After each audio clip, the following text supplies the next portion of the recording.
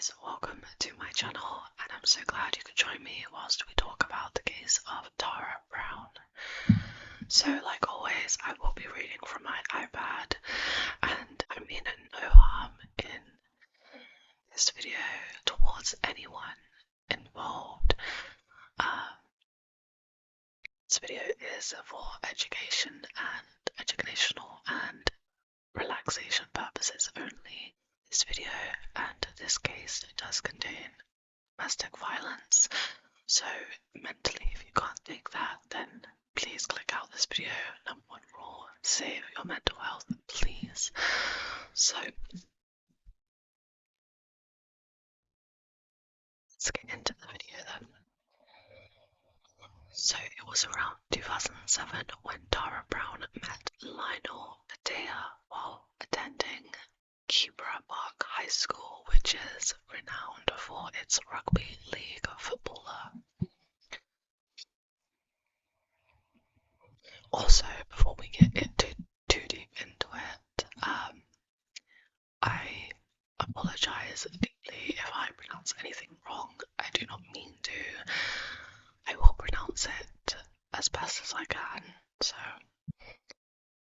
Lionel was a promising NRL player and played for the South Coast Maori rugby league team. So the couple were said to be inseparable, as one friend said. They're just a package deal. It was always Tara and Lionel. They were best friends. So following their graduation in 2009, the couple continued to date before moving into a home at Upper Kumara together. And in 2012, the couple had a little girl named Aria, who was the apple of her mother's eye. So Tara's Facebook account was peppered with photographs of Aria, and one photograph with numerous pictures of Aria. The caption was, "My world, my sun, my moon, my star." There were photographs of her laughing, crying, her bottom lip sticking out as a sign of protest, you know, when like babies do that thing with their bottom lip. It's so cute. And Tara wrote, "When you were born, the angels sighed in delight. They never thought they'd seen such a beautiful sight. You took a breath and the world was right again." Tara worked at Southport Central Towers, and according to one of her colleagues, she was a golden girl. In fact, during one conversation among the colleagues about what they would do if they had the luxury of not working, Tara responded by saying that she loved coming to work. On her desk, she had photographs of Aria. According to one colleague, Nikki Hodkinson, Tara was a beautiful person, very caring, very kind, and she was very genuine. We had a lot of laughs. She had a great personality. She would do anything for anyone. So life seemed to be good, and over the years, however, Lionel had gotten himself involved in a rough crowd and became part of the Banditos outlaw motorcycle gang. His role was running drugs and collecting, and by 19 years old, Lionel had become heavily involved with the gang. He quickly rose through the ranks because he had a propensity for violence, and he eventually became the sergeant at arms. In 2013, he was involved in the Broad Beach bikie crawl. Unfortunately, as time progressed, a cycle of domestic abuse unraveled.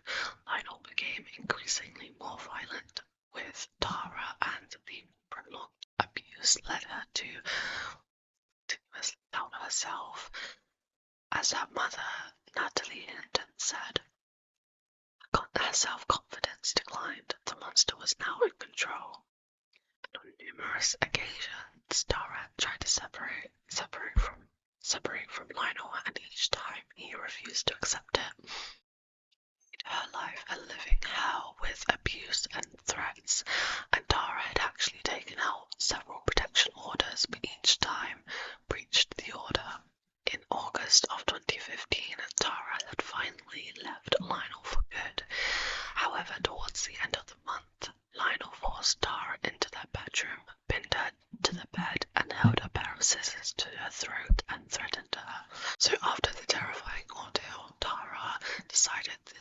safest option was to hide from Lionel, as she attempted to get a domestic violence order against him. She had told her mother that she was going to a refuge. However, when she arrived at said refuge, she found it wasn't a safe place for her daughter.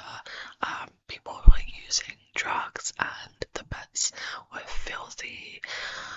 So concerned for her daughter, she went back to the coast.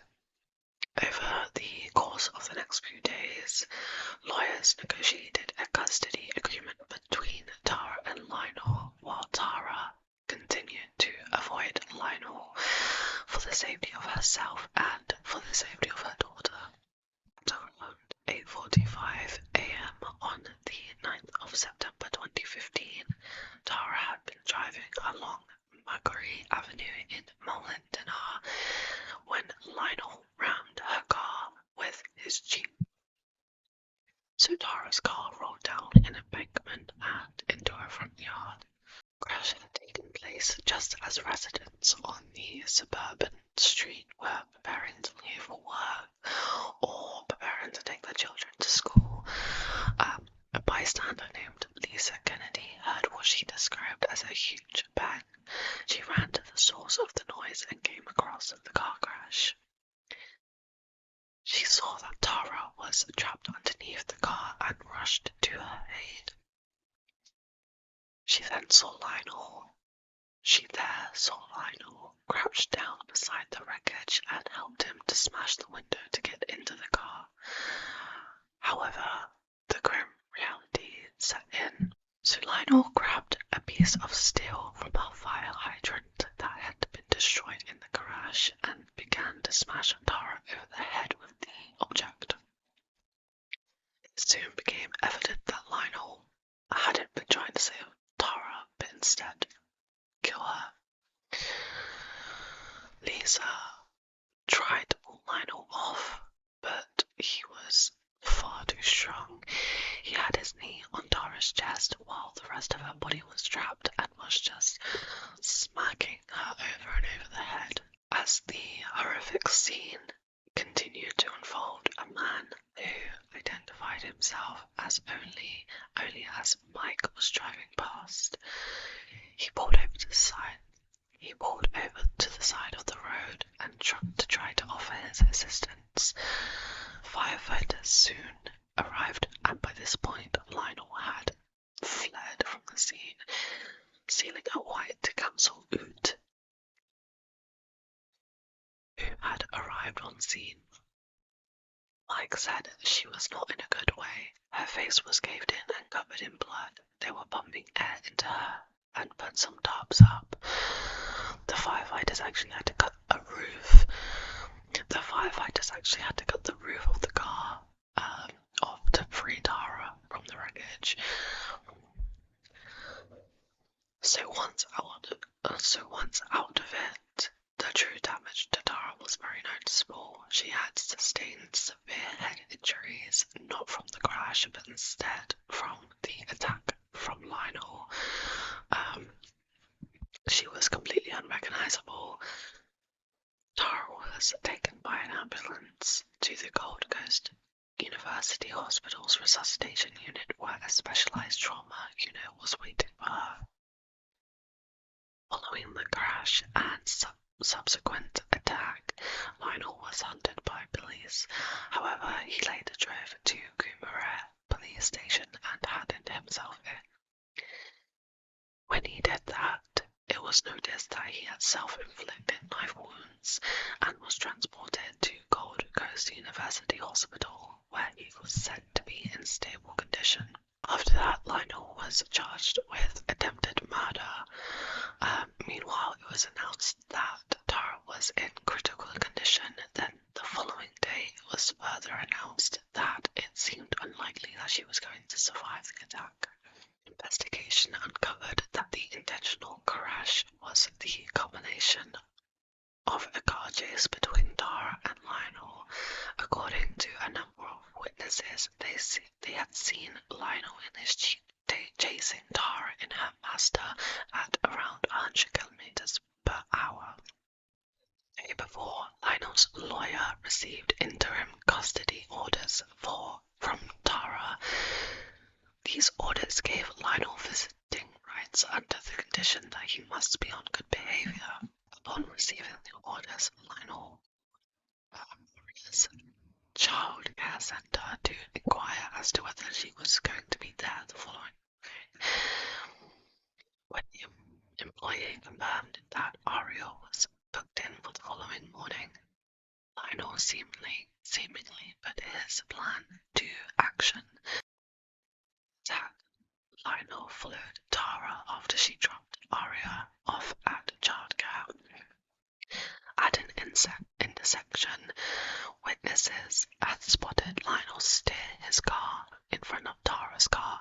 He got out and began striking Tara's car with his fists and a knife before running her off the road. So around a week before the attack, as it would turn out, Tara actually walked into Southport police station and asked for them to help her leave Lionel and requested a domestic violence protection order. She had come with a friend and had shown the officers a number of text messages that Lionel had sent her. And instead of giving Tara help or even offering advice as to where she would seek help, the police simply told her to seek help somewhere else. Following the disturbing revelation, it was announced that Southport Police Station would be under investigation. The official statement read, "The appropriateness of the police response had been reported to the Queensland Police Service Ethical Standards Command and is currently being investigated by a senior officer." That night, Tara passed away from her injuries at hospital. Following that crushing update, investigators appealed for any witnesses who may have seen the black Jeep and black Mazda in the area between 8 a.m. and 8:30 a.m. So in memory of Tara, a number of people across the city changed their profile pictures on social media to a photograph of Tara with her daughter and sister. Messages of support flooded in for the family. Lionel's family pleaded on social media for supporters to pray for both families, saying, Please pray for both families as everyone is feeling this pain right now." And a makeshift memorial appeared where Tara was run off the road. On the 16th of September, Lionel appeared in Southport Magistrates Court via video link to have his charged formally upgraded to a murder.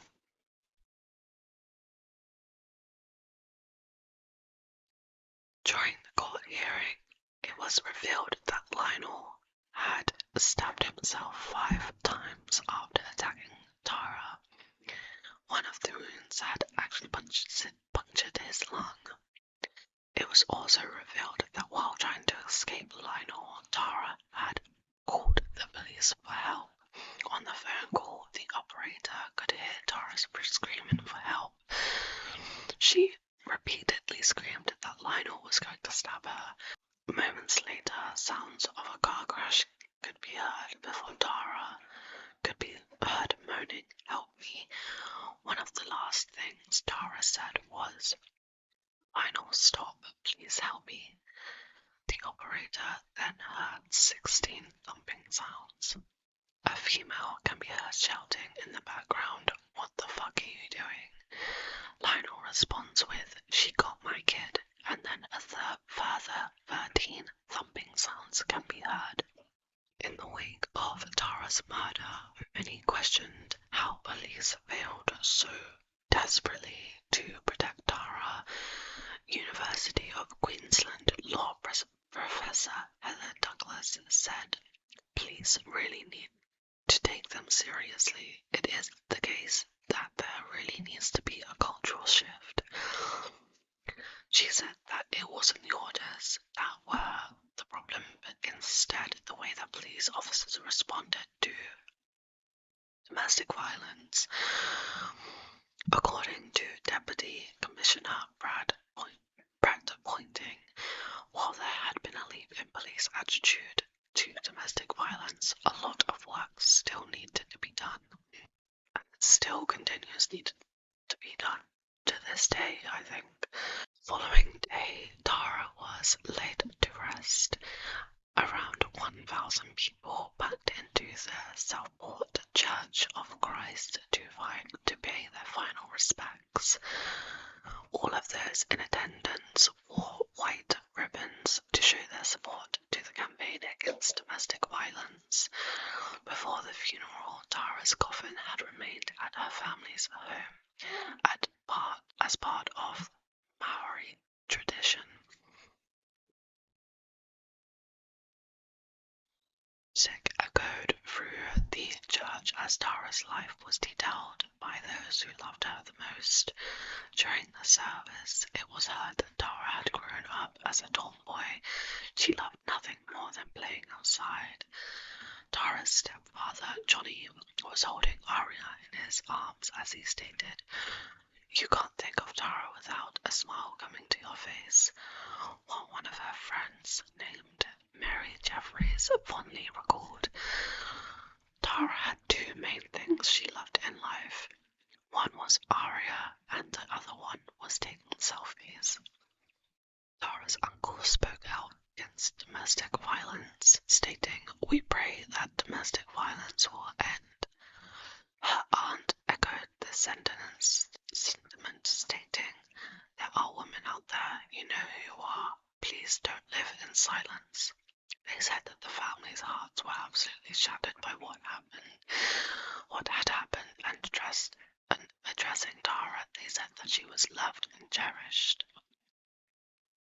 At the end of the service, Tara's mother, Natalie, broke down into tears as she held Aria and watched the coffin being loaded into the waiting hearse.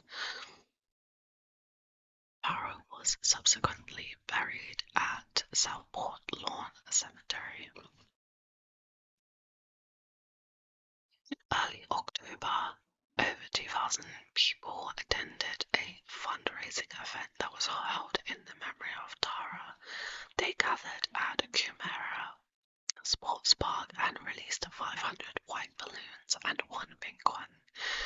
Gold Coast Deputy Mayor Donna Gates told the crowd that domestic violence was un-Australian and unacceptable at any level, at any time, at any place, at anywhere.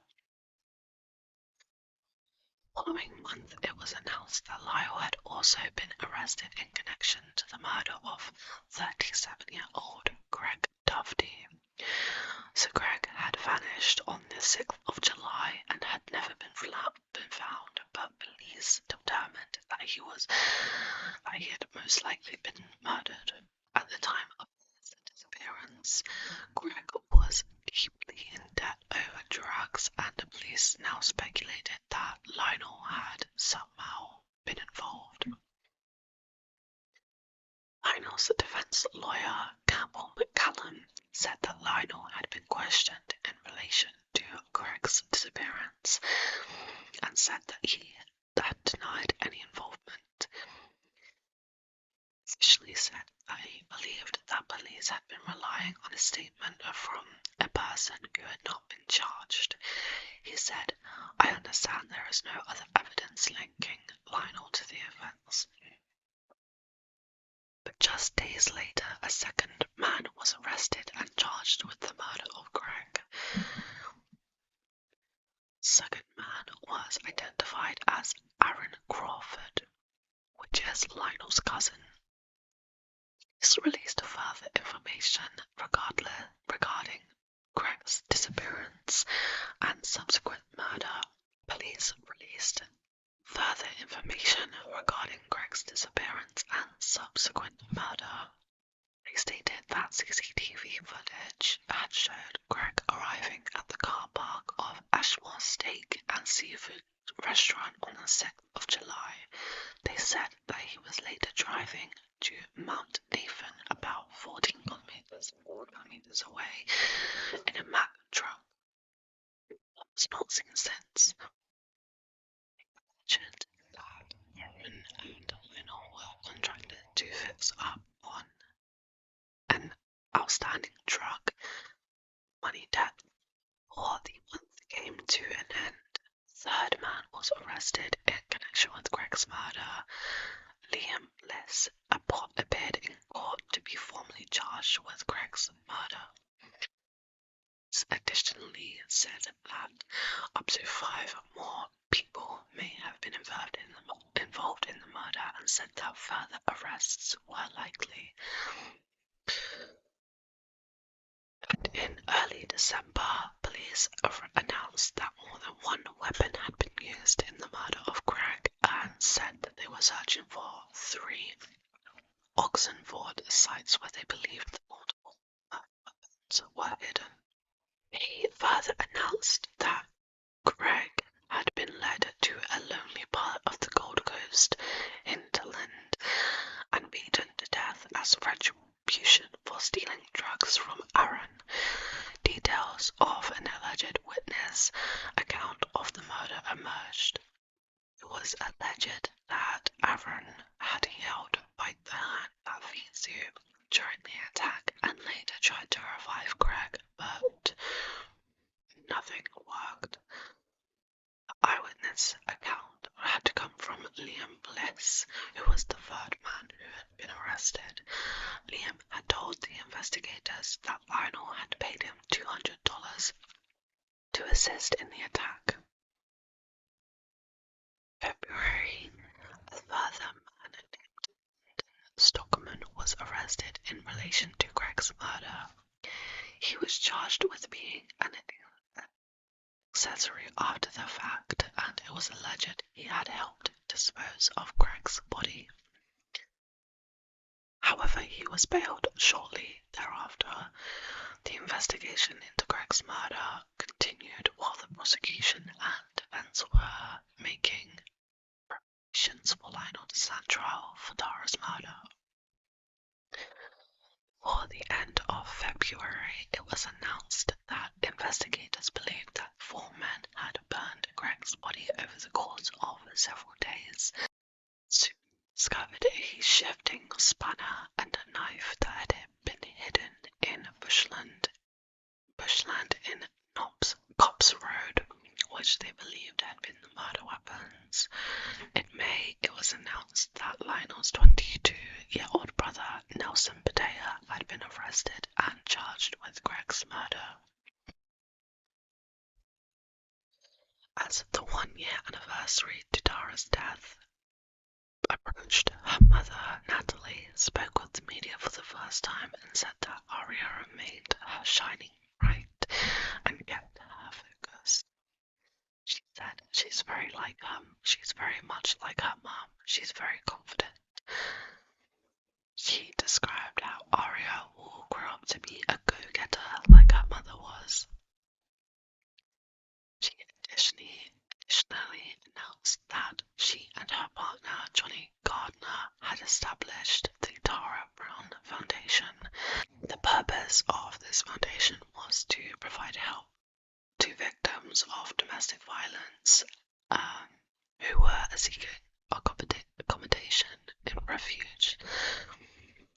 It was 100% not-for-profit charity, with all the proceedings going directly to those who needed it.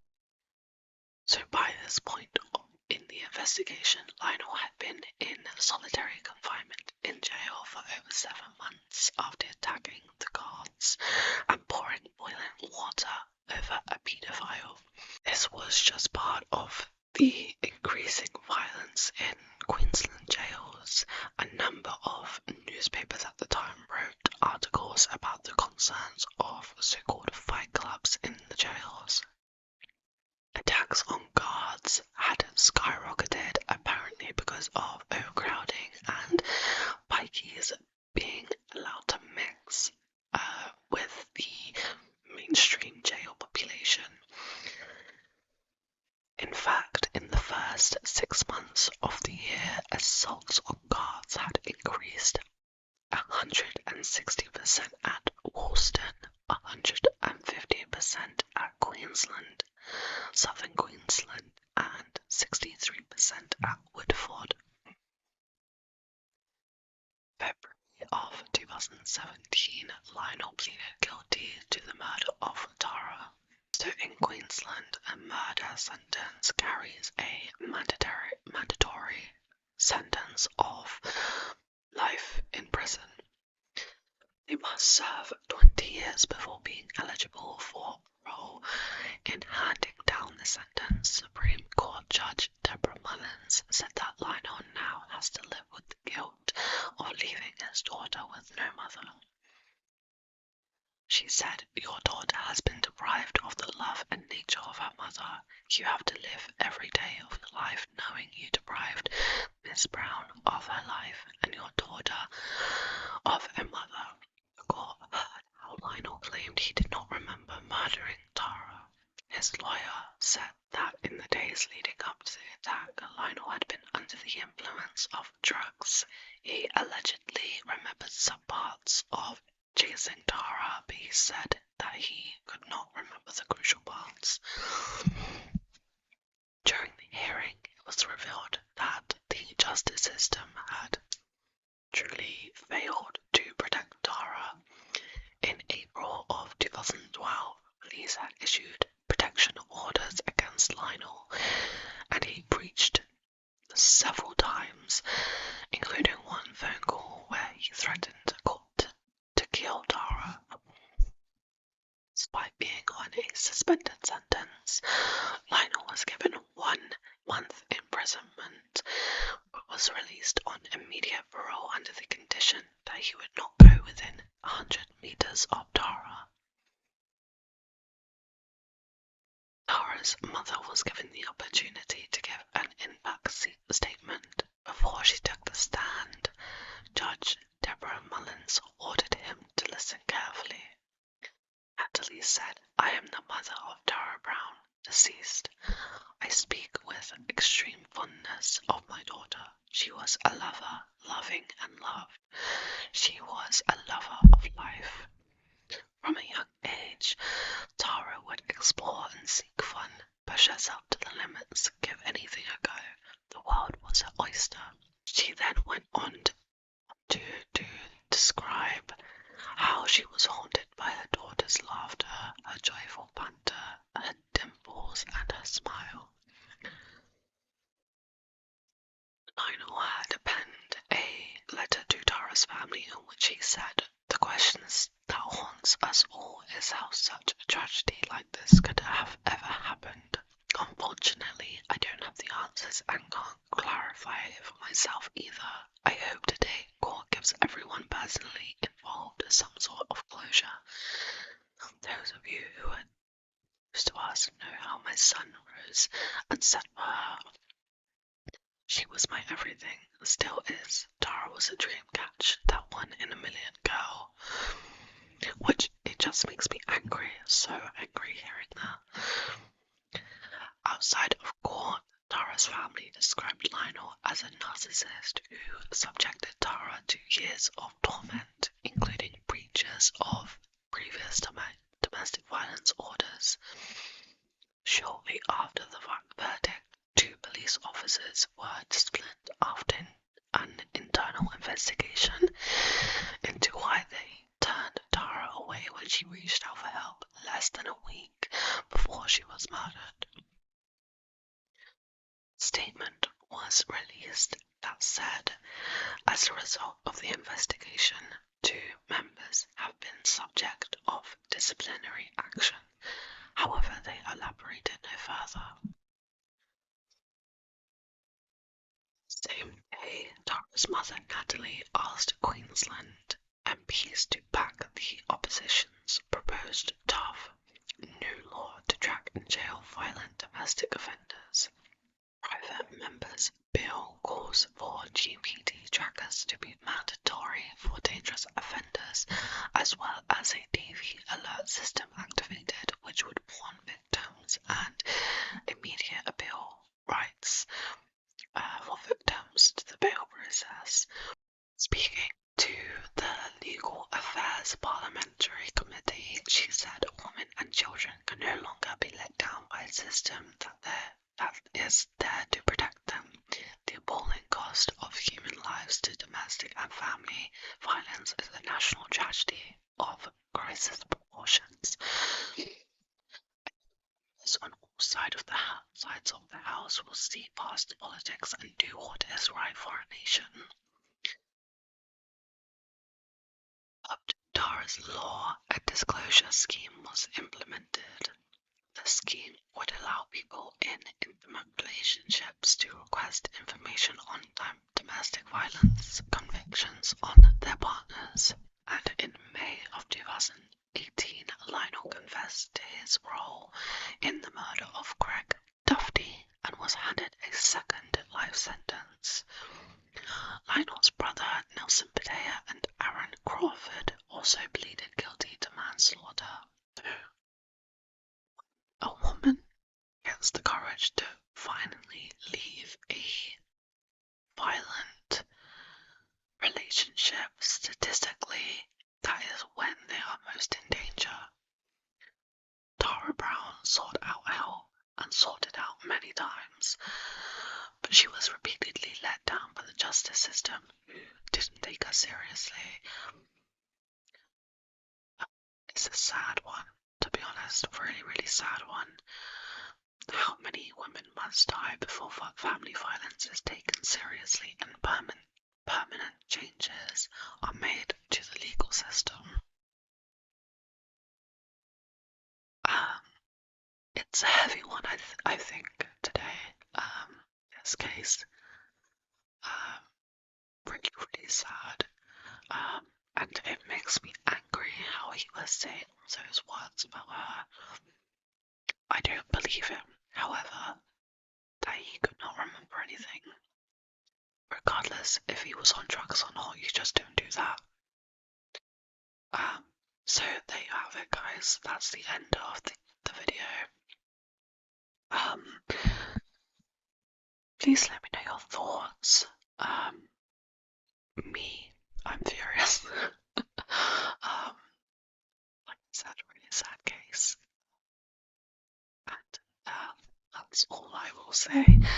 I hope you guys liked this video. Give it a thumbs up if you did, and I will be taking requests. So if you have any case requests or video requests in general, I would love to hear them.